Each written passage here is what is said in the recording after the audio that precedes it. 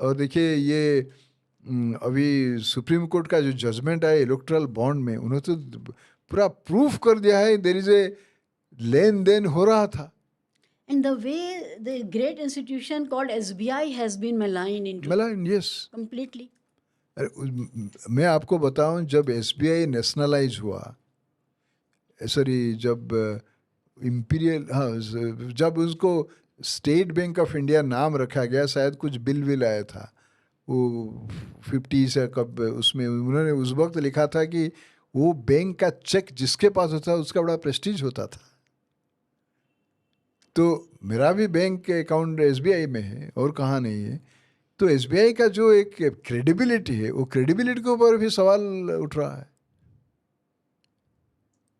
और देखिए supreme court जैसा एक सुप्रीम इंस्टीट्यूशन, एपेक्स जुडिशियरी, कितने बार बोला कि डिटेल्स दे दो. कंटेम्प्ट ऑफ कोर्ट की भी कोई अहमियत नहीं बची. कंटेम्प्ट होना चाहिए. अभी तो बोल रहे हैं कि परजुरी होना चाहिए. झूठ बोलने का चार्ज भी अभी है.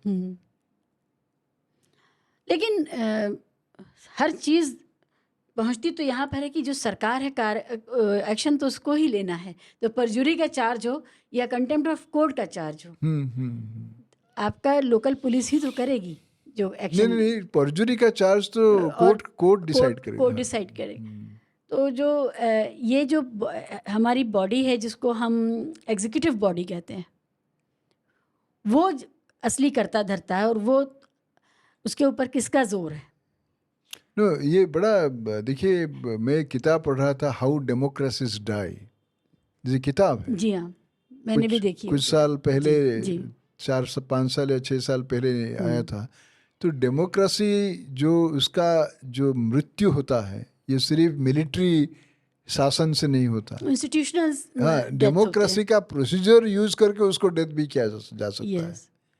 इलेक्शन होगा, इलेक्शन से वो लोग आएंगे और इलेक्शन आके ऐसे कानून बनाएंगे, उनके पास मेजोरिटी अगर है तो ऐसे कानून बनाएंगे जो डेमोक्रेसी को ही खत्म कर देगा.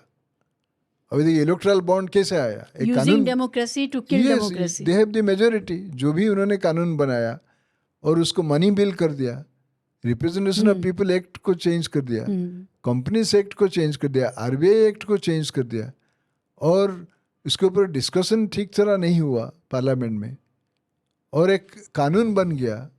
इलेक्शन कमीशन अपोज कर रहा था, आरबीआई अपोज कर रहा था, some officials of finance ministry oppose कर रहे थे, लेकिन कानून बना दिया. और अभी तो कल में मेरा फ्रेंड प्रभाकर परकला बोल रहा था, ये सिर्फ हिंदुस्तान का बड़ा घोटाला नहीं है, पूरा विश्व का घोटाला है. तो ये बात वो पत्नी जी को बताते होंगे, अपनी निर्मला सीतारमन को बताते होंगे. तो उनको मालूम जरूर होता रहता है. मुझे पक्का इसे जितना न्यूज़ स्प्रेड हो रहा है सोशल मीडिया में आजकल, 4 तरफ स्प्रेड उसका बड़ा मीम बन गया है. हाँ, मीम भी बन गया है. यस.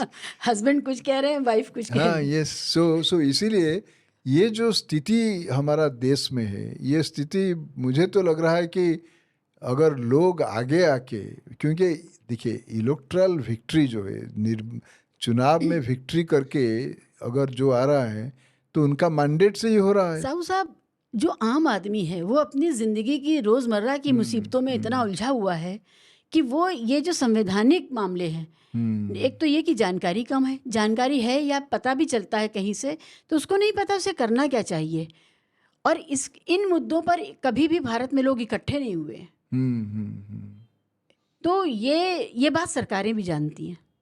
हाँ, ये बात सरकार भी जानती है. नहीं, लेकिन मिस्टर KR नारायणन एक बार मुझे बताए थे, इवेंचुअली पीपल विल रिस्पॉन्ड. अभी देखिए पूरा साउथ इंडिया में, कर्नाटक में क्या हुआ, हिमाचल में क्या हुआ, या साउथ